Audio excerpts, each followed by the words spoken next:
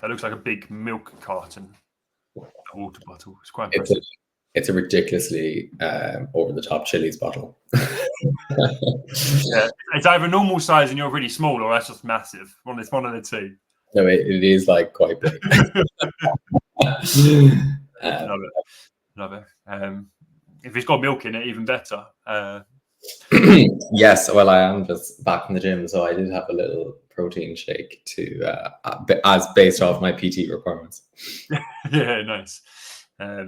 Yeah, quick, was it 50? I called it the 15-minute window. And I was told that at university.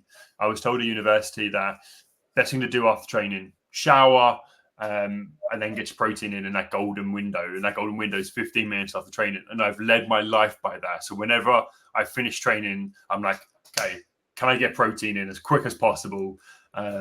It's the weirdest thing in the world. If I don't do it, I feel like I'm losing muscle. Normally, all the blood flow is away from my stomach, though. So I'm like, if I ate that quickly afterwards, I'd feel quite sick. Yeah, fair. No, yeah. Normally, that's why protein shake's quite good, right? Yeah.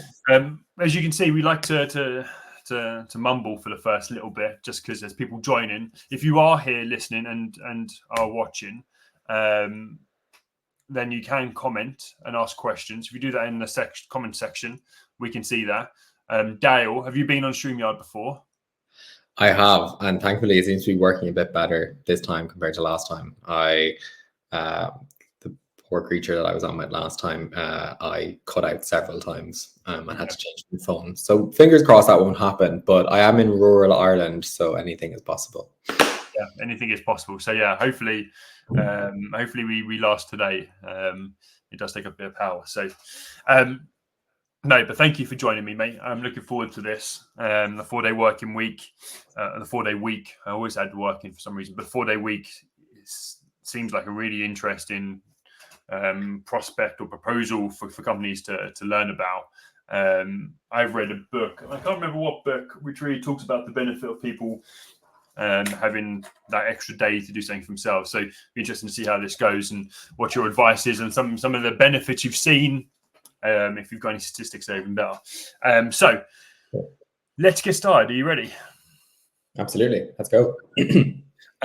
So yeah, as I said, welcome everybody. Welcome Dale. I'll do a quick introduction to myself, just kind of to close that chapter, I guess. For people who don't know me, I'm Rich. I'm the founder of Employees Health. I'm a high performance coach, and I help senior leaders and new managers kind of reach their potential both in their personal and work life.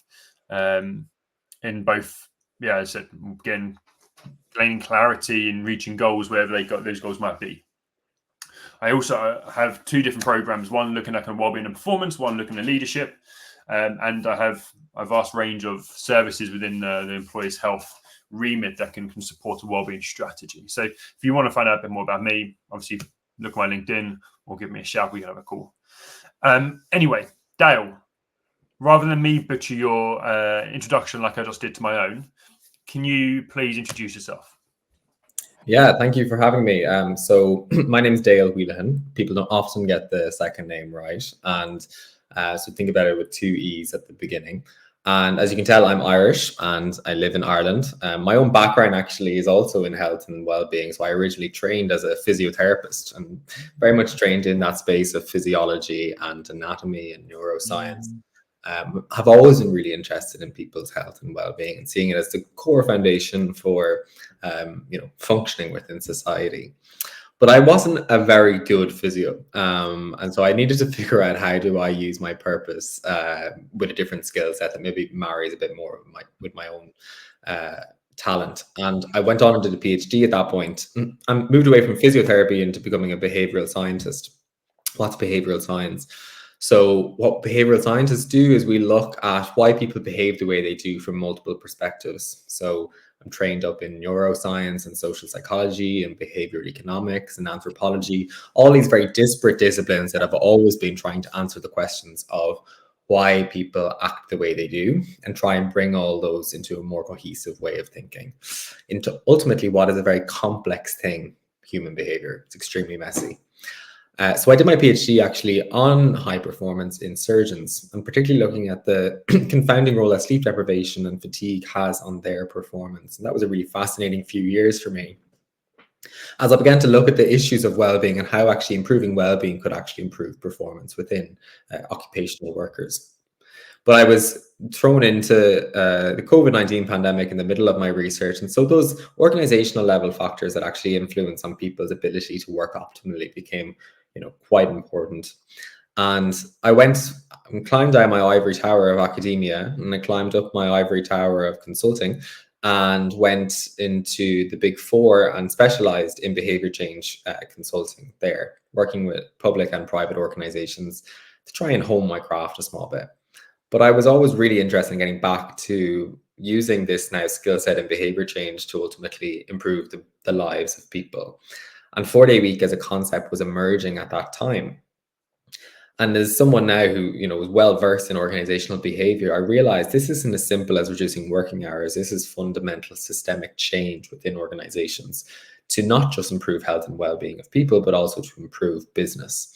And I joined as CEO then of 4-day week Global in January 2023, and we've been running trials across the world, published in every continent now, exploring the benefits of a reduced working hour schedule on all of those different variables and more. Yeah, and more by the sounds of it. It's interesting. I love watching your journey and some of the cool things you're doing. It'd be, one of the things I'm interested in most is that behavior and why people behave the way they do. I find it so interesting, and I think we could probably have a complete discussion on that firstly, but let's try and keep it a topic before we go off on a complete detour, because I feel sure we will. But that, we can understand that. We can understand how people perform at their best, which I think is super important. Mm-hmm. The 4-day week, let's look at that in a bit more detail. Can you tell us a bit more about kind of where that's come from, and a bit more about it? Yeah, sure thing. So in order to talk about the 4-day week, we must first talk about the 7-day week. So I'm going to take us all the way back to the 1800s, when actually work was organized in such a way that we had an agrarian society. So people worked to produce products only for themselves. So largely farmers, producing crops to feed their families. The Industrial Revolution came along soon after, which again separated the worker from the means of production. So we were producing more than was needed for ourselves, and therefore we kind of created capitalism from that and the sale of goods. And from that time as well, then this idea of effectiveness and productivity as a narrative began to emerge, because we need to figure out how we could do more in less time. And so the birth of management as a discipline and managers came throughout the Industrial Revolution. What people began to observe then with the discipline of management was that there's only a certain amount of time that people can work actually before we get that diminished return of value of their performance. And that bore out the beginning of the 5-day week from many different fields, from labor union workers, but also from the likes of Henry Ford with his United Auto Workers in the US. We're 100 years on, work has significantly changed away from being a very physical laborsome workforce that's highly repetitive to now a very knowledge, cognitive and emotional workforce. And despite those changes and the advancements that we've seen with productivity gains in technology and now forthcoming AI, we have not changed our relationship with hours and how we work. So a lot of very fundamental research would say that actually if we're working and using our brains, that attention span is significantly lower than the body's muscle capacity. So it explains that relationship of why people constantly are feeling quite exhausted from a world of work, because there is a mismarriage between the amount of hours that they're working and actually the parts of themselves that they're using while they're working. So what we're simply trying to do is tip that balance back into play to create the type of working hours that are congruent to the type of work that we're doing and get the most out of people in return. And so that's where the 4-day week was founded as a concept. Andrew Barnes and Charlotte Lockhart, who trialed it on their own company, Perpetual Guardian in New Zealand, and found huge success from it, founded 4-Day Week Global as a social enterprise. And we've been running trials across the world then, looking at how this model of 100% pay, 80% time for 100% output can be applied in multiple different industries and multiple different cultures. It's really interesting. And you said, I don't think I thought about this in the way you've kind of just expressed it, the way the mind to muscle recovery period and the mind to muscle kind of output. As you said, like if you're a worker, you could probably keep working. Or actually, when you look at people who are in the construction industry now, or are doing manual labor, they don't work. They actually don't work consistently. They will do periods of work, and then have gaps. And so, if I look at a labourer running a wheelbarrow, they will do that work, but they don't go for 8 hours, 7 hours. They'll do it because they've got a lorry coming. They're doing that. Then they're probably stood around doing bits, and then like they're changing their rate of work. But we're expected to, when we're in front of a computer, to work 100% consistently for 5 days. And I just enjoyed the way you put that kind of phrase together. It's the mind to muscle recovery, or the mind to muscle expectations in comparison to how we used to work. Yeah, and it's because we're very good at actually defining what output looks like in a very physical workforce. It might be producing widgets or whatever it is. We're not very good at defining what good looks like in the knowledge industry. So is it delivering deliverables? Is it client satisfaction? Like if I'm on meetings for 30 hours in a week, am I being productive? We're not actually critically analyzing that question in the 21st century for ourselves. So when we talk about organizing work, it's about understanding where the peaks and troughs within people. And if you can't redesign work to have a 4-day week in its fullest version, i.e. maybe close business on one day, how can you bring in versions of a 4-day week that actually help you maintain your business, but also allow your staff the sufficient amount of recovery to, take time off and not feel as burned out? And that returns then in abundance when it comes to performance improvements in, both the short, medium, and long term within business. Yeah. I guess we're going to have a look at that in a minute. Matthew's written here, I saw an article today that claimed people are checking out of the office working day an hour earlier than 2021. I certainly noticed a huge difference of very few people being in the last to leave club as used to be a signal of management. Are you seeing the same?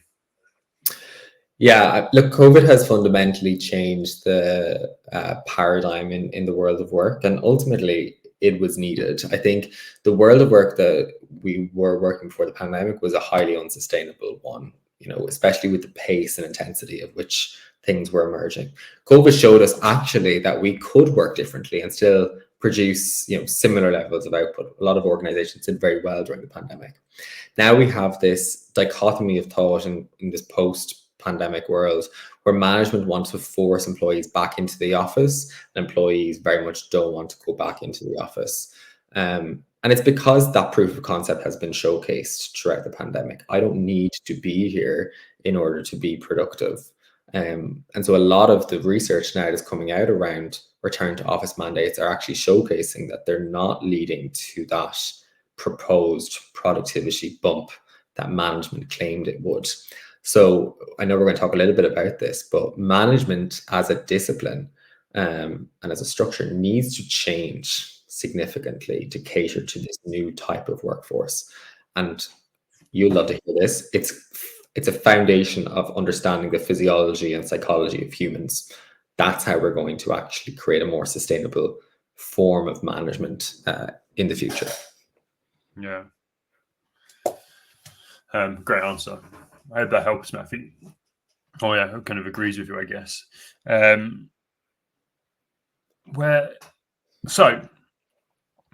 With all that good stuff being done, where are you seeing the biggest benefits to the people who the companies are doing this for? What are the benefits you're seeing? Yeah, so I'm going to take it as I normally do from that micro to macro level, which I think in the context of 4-day week, you need to look at it from every stakeholder's point of view. And if I'm an individual employee and I hear that I'm going to get to work less hours, of course, I'm going to love that. So we see this immediate, increase in level of life satisfaction, in coincidence with reductions in levels of stress, reductions in levels of burnout. What people do in their time off tends to be really interesting as well. So they tend to be more physically active. They tend to be able to reduce their childcare costs. They are able to do greater levels of volunteering. They're able to take up a new hobby that they never had the time to do before. So all really good things for individuals' health and well-being, simply by freeing them up to have more time to do so. When you look at organizations, then at the team and at the organizational level, we see this fundamental shift with regards to how people actually organize work. So if you put this parameter of 32 hours or whatever it is that your organization decides to embark on as the limit of which the work needs to be achieved within, organizations redesign how they the type of work that they do throughout the week in order to fulfill the main business outcomes without going over the 32 hours.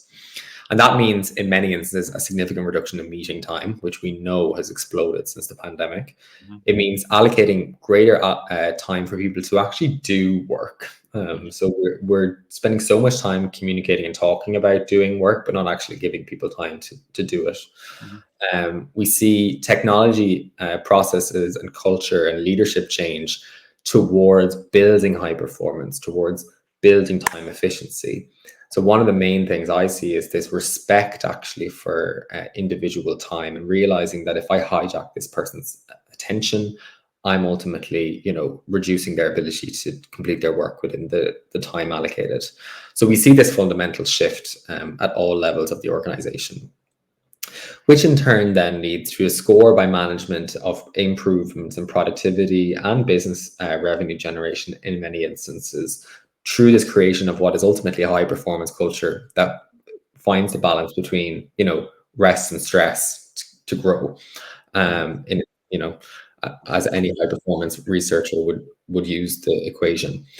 And that's then feeding into broader, benefits for society. If we're creating more sustainable forms of business, where people have higher levels of reliability with regards to how work is organized, and they're able to allocate greater time to the important things that are outside of work, we get a greater sense of social cohesion within society as well. So they're all the kind of changes that we see happen within people all the way up to society. Yeah, it's interesting. Have you got any statistics around kind of the impact it's having on organizations or people? Yeah, so we've been publishing findings in 6 different continents. So I'll pull on the UK one because it's probably the most relevant to your audience. So that was a trial of 60 companies over 6 months, and over 90% of them have continued on with the 4-day week after a 6-month mark. We've actually, some research has been done at the 12-month mark as well. Not that much changes with regards to the levels continuing on with the 4-day week as well. We see reductions in reported levels of stress, over 50%, similar levels of reported levels of burnout. And those findings are holding at the 12-month mark as well. So one of the things that often people say to us is that, well, there's a Hawthorne effect here. People are obviously going to report this because they want to keep it. But Hawthorne, as an observation, bias, can only last for so long. So it's a good finding in and of itself to show that these findings hold. Similarly, then, we actually found that commuting time by people reduced by up to 33 minutes per person per week. Again, a new allocation of free time for people, another thing that causes people huge stress, and actually another thing that has significantly changed in the modern workforce versus 100 years ago. Work used to be built beside people's homes, factories beside that. Similarly, we typically only had single income households, and the second shift was always being conducted by, there was a carer in the household. We now have dual income households. And so people find themselves actually with such intensity in their lives because of that time poverty. We also find then an increase in levels of physical activity. So people reporting over half an hour increased levels in physical activity. And if you think about extrapolating that to a population sample, we know exercise is this magic pill that could help improve so many health factors, both in mental, emotional, physical health. Particularly issues like cardiovascular disease, stroke, cancer, all those areas, a lot of good evidence that exercise can help improve those. And then sleep as well, the forgotten lifestyle pillar. We found that reported quantity of sleep actually increasing by an hour throughout the trial, which as a researcher, I take and look at with a small bit of curiosity and hesitation, because I've always wondered how something like this could change to such a dramatic level of quantity of reported sleep. But it's actually something I observed in my PhD as well, when I was working with surgeons on sleep deprivation, that sometimes these very small changes in interventions can make quite a dramatic increase in sleep, both sleep quality and sleep quantity. So yeah, lots of good benefits for people.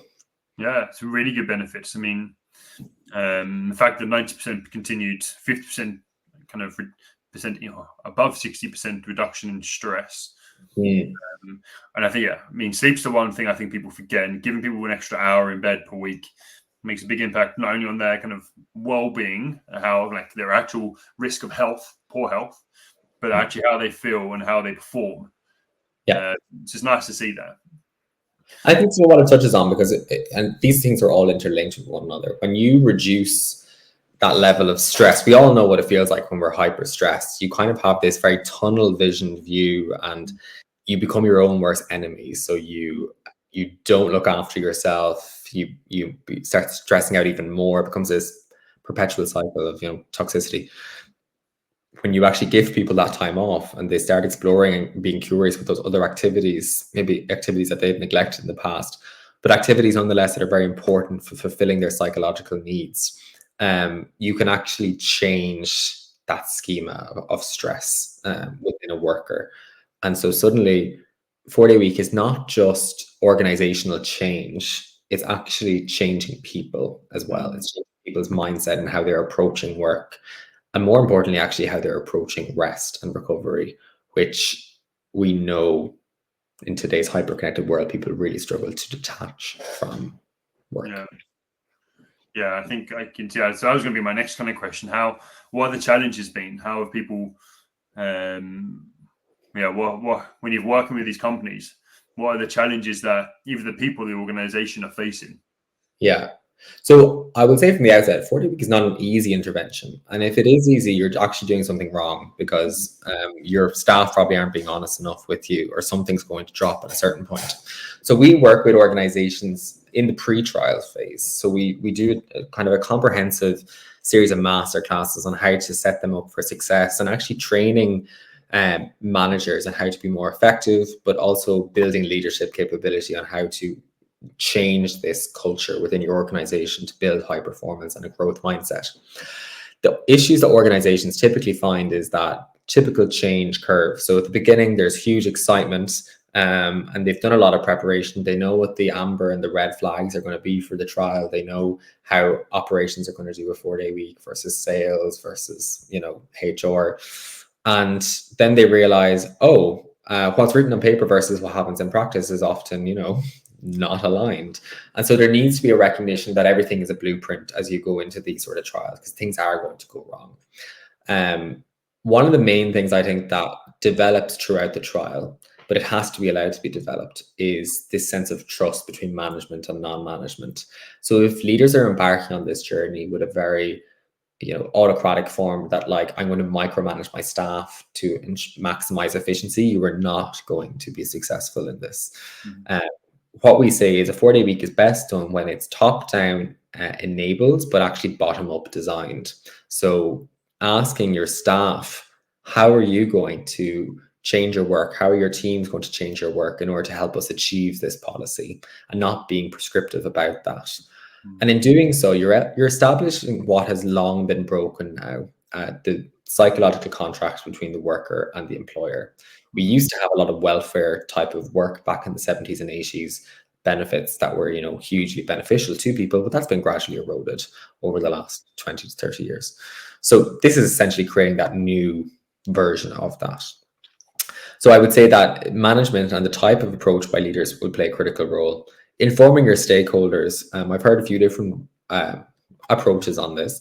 So sometimes embarking on this trial and your investors or your board not being aware of it and suddenly finding out in the media is going to cause a good bit of upset. So there is very simple comms that can be done to help mitigate some issues.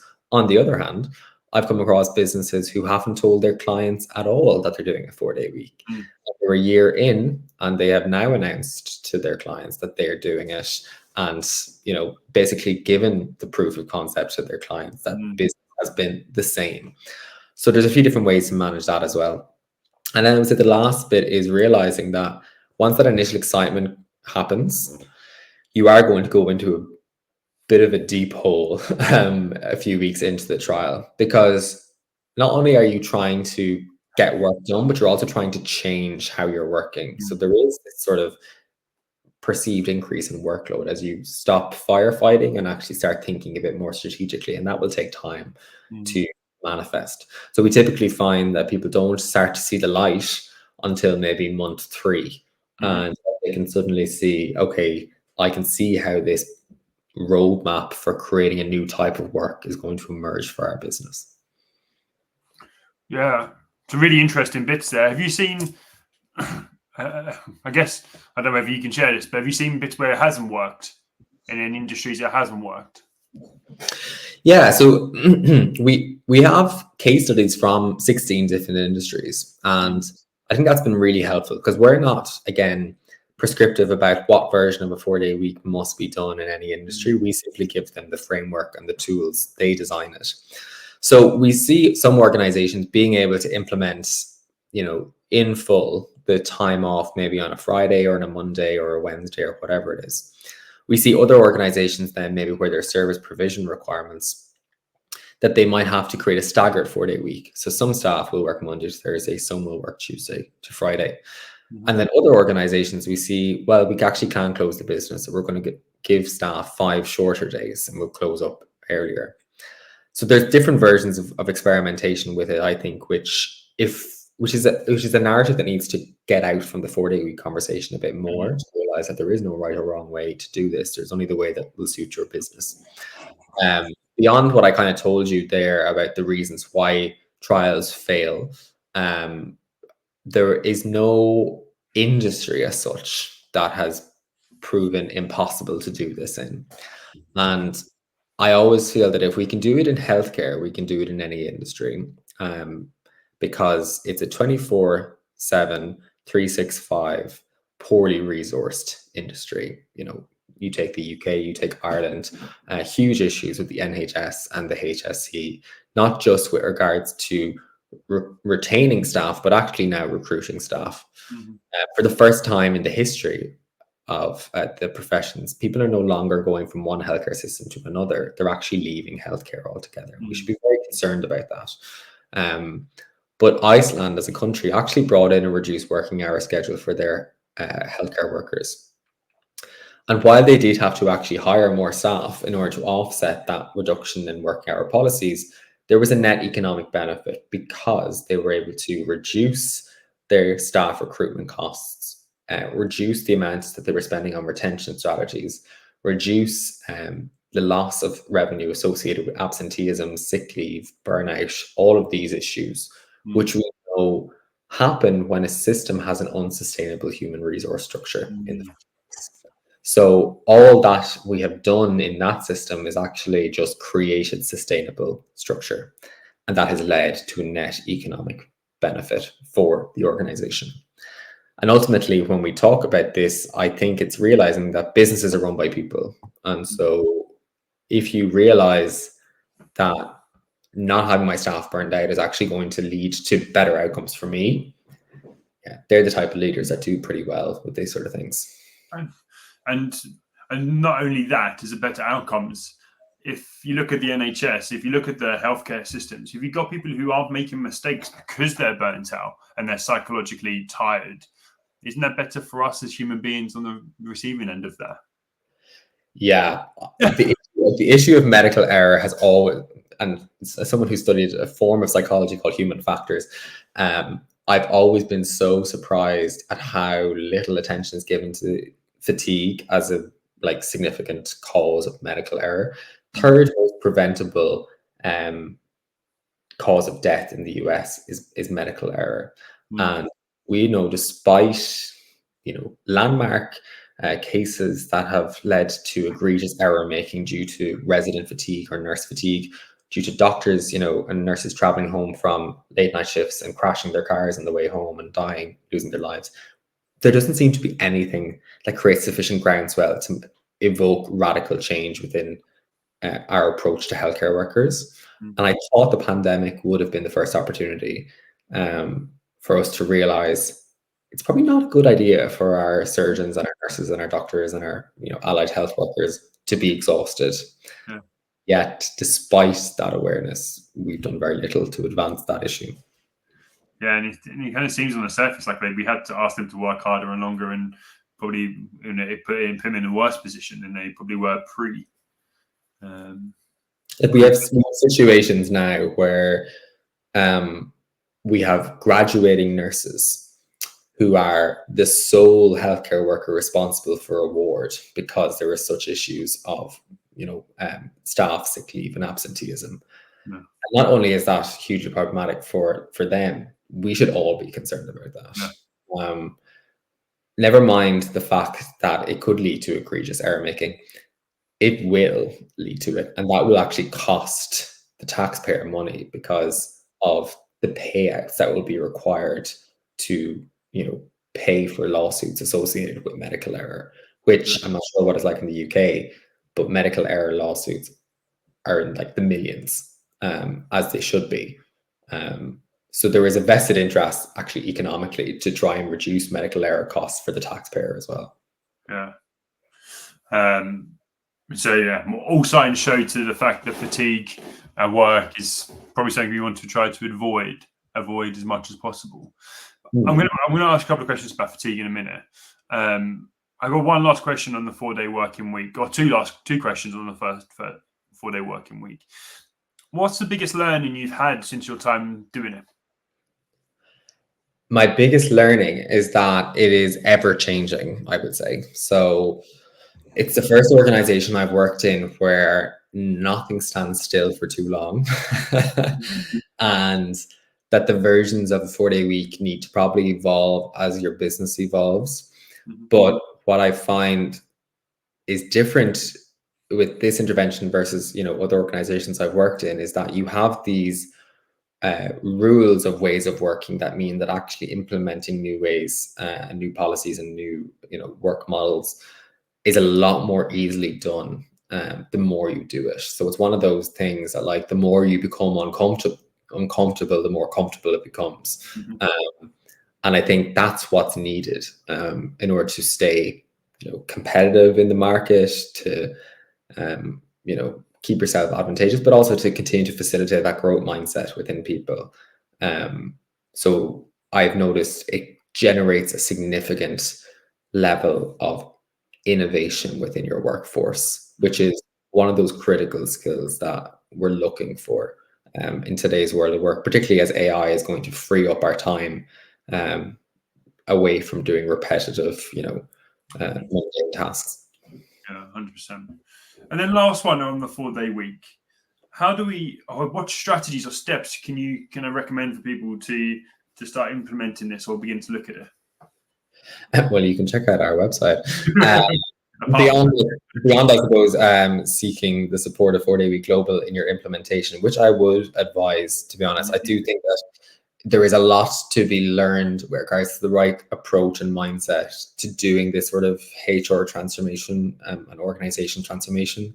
It is very fundamentally different to how we typically approach change management within organizations. And sometimes you might just need external support, or you might just need another community of peers who can tell you, don't worry, just keep at it, you're on the right track. Alternatively, what I would suggest is that you ask your staff, say I was watching this webinar about a 4-day week, and I think it's quite an interesting concept. I can see the benefits of this for both business performance and productivity, but also for the health and well-being of our staff. So if we were able to get this right, everybody wins. And so have that honest conversation with them. I always find it quite surprising that we require higher levels of qualification for entry into work than ever before. And yet once we get them into work, we completely infantilize them. So this is a good opportunity to actually get some constructive strategic insights from your staff around, if a 4-day week were to come in, how would you actually do it? How would you do it as the head of HR, as the head of technology? And you might find that it's not as difficult an intervention to implement as you first thought. I've got another question, or a different question along the same lines. When working with a 4-day week, so going back to your first initial point, actually, I agree with you. Maybe having some support through this, because it doesn't seem like just something you can do. You need to understand the strategies and the way you can support that. When working with an organization to help you implement the 4-day working week, what are some of the key steps that a company will take to get to that final destination of it being a positive outcome? Yeah, so how, for example, probably the masterclass is an example of the journey that we bring them on. So the first question we actually ask them is, why are you doing this? And there's many reasons why organizations actually embark on the 4-day week. Talent attraction is probably the main one, I would say. 4-day week is an absolute gold mine when trying to attract good talent, because good talent know how to work well, and they don't like that enforced, regulation of labor that currently exists in so much of the world of work. Once they define that vision, then that helps us to inform how they're going to communicate with the different stakeholders around this. The CFO and the CEO tend to be the most difficult stakeholders in the room in trying to convince that this is something that's going to work. So we often need to come at it from the perspective of risk when talking to those stakeholders. So what are some of those large costs that you're actually trying to reduce? And they may be issues of absenteeism and sick leave. What are they costing your organization at the moment? What's the potential cost of implementing something like this? And how does that weighing scale balance out? And that will allow you to inform what level of risk you're taking. The second thing then we might look at with them is saying, well, how are you currently evaluating performance in your staff? And what we often find is that organizations struggle to answer that question because they use time as this arbitrary metric of productivity. If I'm working 50 hours, I'm a productive worker. But we know that's not necessarily the case. So we work with them from saying, okay, well, what are the key activities that your workers do that drives revenue generation for your business? And let's work back from there. So let's just say these are the most important tasks that we do.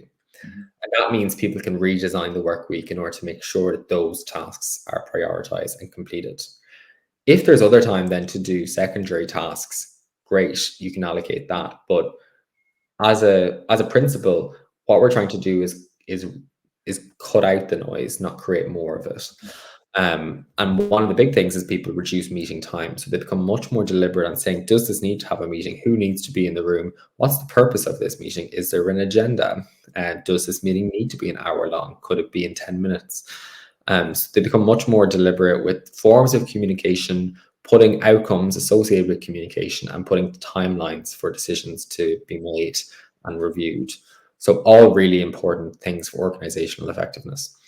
The last thing they do then is they have that dashboard of what productivity looks like for their staff, and therefore throughout the trial they can begin to evaluate if productivity or outcomes are being maintained or if they're lagging, which allows them to do a sense check then on what's causing the lag. So they can have that assurance as leadership that they are confident that this trial is not going to, come back and bite them in the arse straight away. So they're the sort of things that we do to help set them up for success. And then things like redesigning their work week, redesigning meetings, redesigning technology and processes with the view to time reduction, not creating more work. Yeah. I think that's the key part to take away from all of it. It depends on how it's a time reduction. And it depends on how you look at it. It was one of the things I should have mentioned earlier on. I found quite interesting. We talk about a 4-day week, and you said, well, we might just do 5 days, but do shorter days on those 5 days. It was really interesting kind of thought process, because I think everybody goes 4-day week, Monday to Thursday, or Tuesday, or wherever it might be. Actually, there's different options which I think people can explore. But it's about giving people time back, to do things for them, and not be so, as you said, not be so mentally exhausted, and then use them, borrowing the mind like a muscle, which I think is really important. Yeah, I've coined this term recently. It came in another podcast. The 5-day week was brought in so people would stop losing their limbs on service lines, and it's time to bring in the 4-day week so people stop losing their minds. And really, I think that's ultimately where we are. We actually don't realize how bad we are until we do something like this, and we realize, oh, I actually can perform better. The baseline is already quite low, so we can only really get better. And yeah, you said about we need to meet businesses where they're at. This is not a policy to enforce organizations to reduce their headcount by 20%. It has to make sense for the business. Now, I think ultimately, when we get to the place of having enough data, we'll be able to make hypotheses about what versions of the 4-day week tend to work best. And my hypothesis is that actually a 3-day weekend is probably the best way. But we won't know those sort of things until we have a larger data set. Yeah, that'd be interesting to hear and see. So I'm looking forward to seeing what that conclusion is of that data, which come up with. So I'm just going to quickly look at fatigue. You mentioned fatigue and its impact. Can you give us a bit more information about kind of the role of fatigue, or the impact of fatigue on us and on us as people, and how we work, but then also an organization as well? Yeah, so fatigue is this ever elusive term that is poorly defined and often used to describe multiple different phenomena. So when someone's actually sleep deprived and feeling sleepy, they might use the term fatigue. When someone is burned out, which is an occupational, condition associated with poor toxic or poor leadership, poorly defined work, all those sort of things, they might also describe themselves as being quite fatigued. At the end of a soccer game or something like that, where you've had a very intense game, you might also say, I feel quite fatigued after that. Or if you're recovering from an illness, and you try to do too much too quickly, you might say the word fatigued. But actually, what the science would showcase to us is that fatigue is ultimately an emotion. So similar to the basic emotions of sad and happy and angry, which we know are caused by certain interactions and different causes. People tend to feel happy when connected with people. They tend to feel angry when they're affronted by something. They tend to feel sad when something is taken away from them. Fatigue is actually the emotional signal that tells us that we have competing motivational demands happening within our brain. So what does that mean? Think about fatigue as a continuum. And if in the first stage, I'm sitting down and I'm starting on creating a slide deck for a client, I'm highly motivated by the task, said me never. And I start doing the task, and I'm highly energized for about 5 minutes. Suddenly then I start to feel a little irk or nudge tell me, oh, maybe I should check my phone, maybe I should do whatever. That's the first signal actually of fatigue emerging within our brains. And it's our brains telling us, my motivation is waning on this task, I'd rather do something else.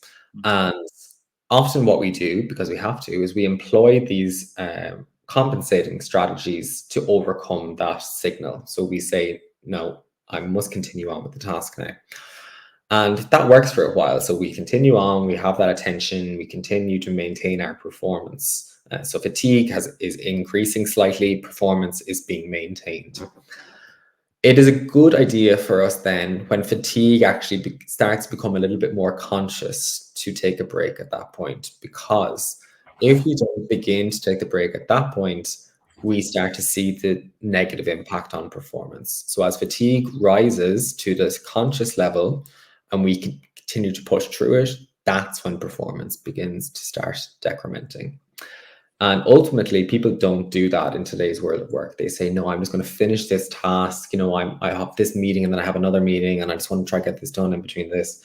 And so they end up in this spiral of high fatigue, high performance decrement, which leads into even higher levels of fatigue because the performance is decrementing.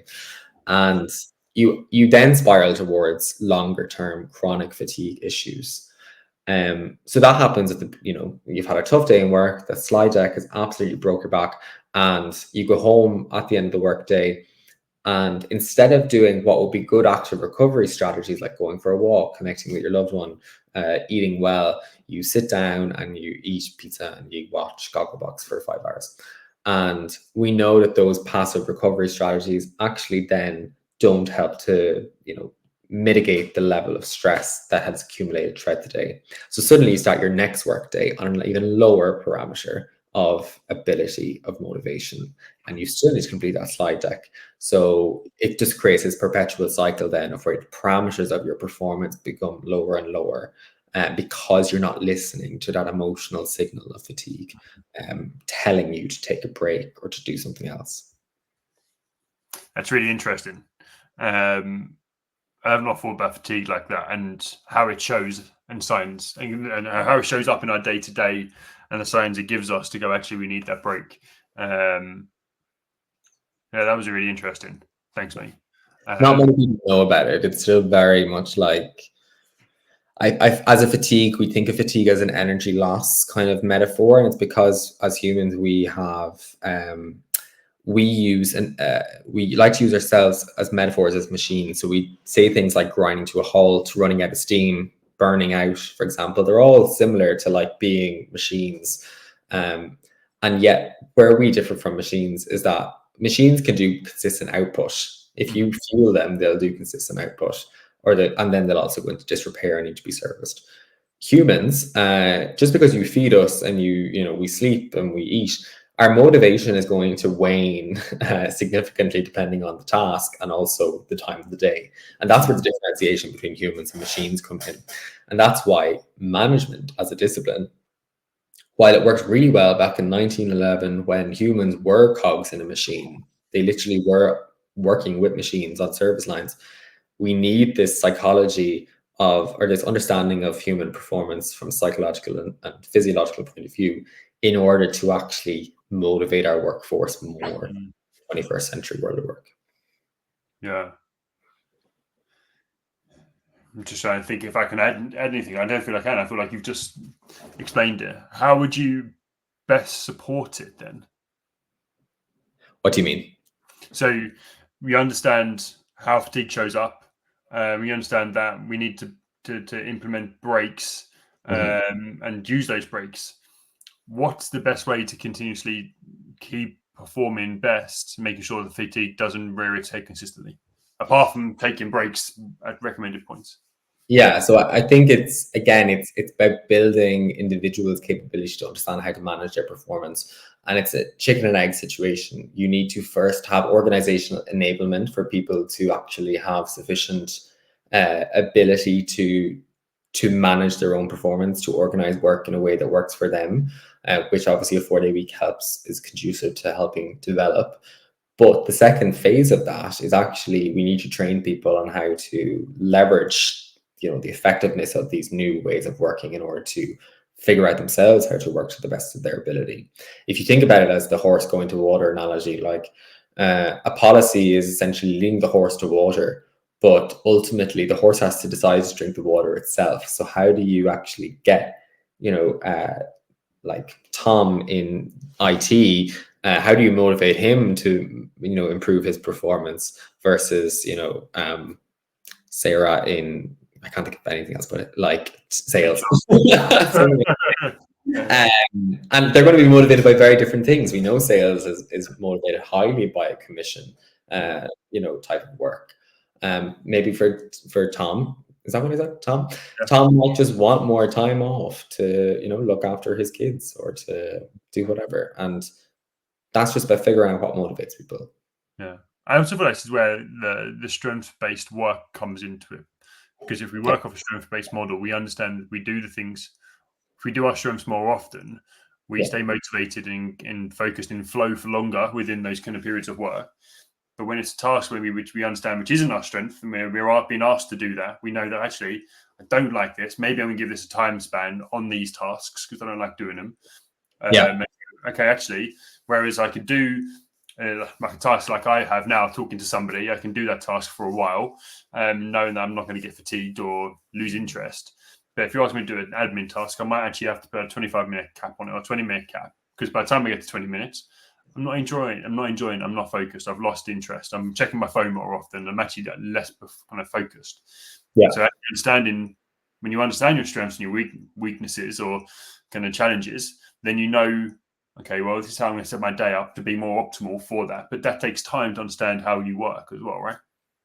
Yeah, and glad you brought up flow, actually, because I think it's actually never used as a term when organizations describe what's happening, mainly because the people involved in 40-week trials aren't psychologists, but it's absolutely individual and group flow that's happening within workforces. It's people, having that time to do individual work and being able to figure out how they can get things done. It's that challenge skill ratio, and it's all of those sort of prerequisites within the individual and their environment that help to create flow states for people. And we know group flow then also can happen when people have this defined outcome, when people figure out actually how to work better together. One of the worst things we've done is we've talked about teamwork and collaboration so much in the world of work that it's become meaningless as a term. And we're actually really bad at doing it. But it's nearly an uphill battle to make people realize actually we're very bad at doing it. Simply by talking to people doesn't mean that you're collaborating with people. Yeah, agreed. Look, we could. That sounds like another topic we could get into. We're at the 51-minute mark, so I think we've shared a lot of information. I can't let you go today without giving me your top 3 bits of advice.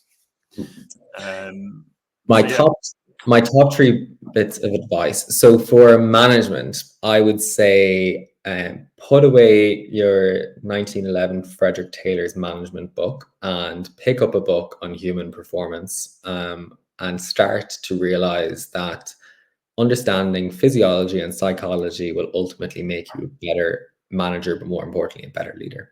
What book would you recommend? Oh God, there's so many. I really like this book. This is a bit out there now. This might be not the best one to deep dive into, but it's a book called Transcend by Scott Barry Kaufman, and it's actually the 21st century version of Maslow's hierarchy of needs.